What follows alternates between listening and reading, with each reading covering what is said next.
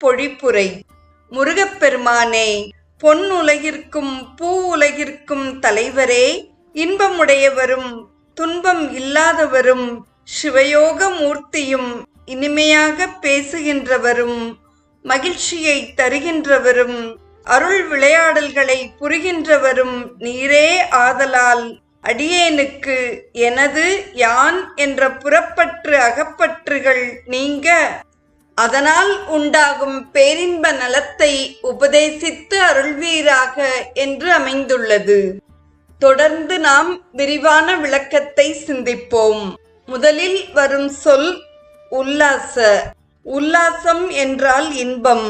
சூராதி அவுணர்களை வதைத்த பின் முருகவேள் தெய்வ யானை அம்மையை மணந்து உயிர்கட்கு இன்பத்தை தரும் பொருட்டு திருப்பரங்குன்றத்தில் அமர்ந்த அருள் திறத்தை குறிக்கின்றது. இரண்டாவதாக வரும் சொல் நிராகுல என்பதாகும். ஆகுலம் என்றால் துன்பம், நிராகுலம் என்றால் துன்பமில்லாத நிலை. கடல் அலைகள் எப்போதும் வந்து கரையில் மோதுவது துன்ப அலைகளை குறிக்கும். இச்சொல் செந்திலம்பதியை குறிக்கும். பிறவி பெருங்கடலில் தோன்றும் துன்ப அலைகள் அப்பெருமானுடைய திருவடியில் வந்து ஓய்ந்து அமைதி பெறுகின்றன. இன்பத்தை தந்து துன்பத்தை துடைக்கின்ற மூர்த்தியாக முருகப்பெருமான் விளங்குகிறார்.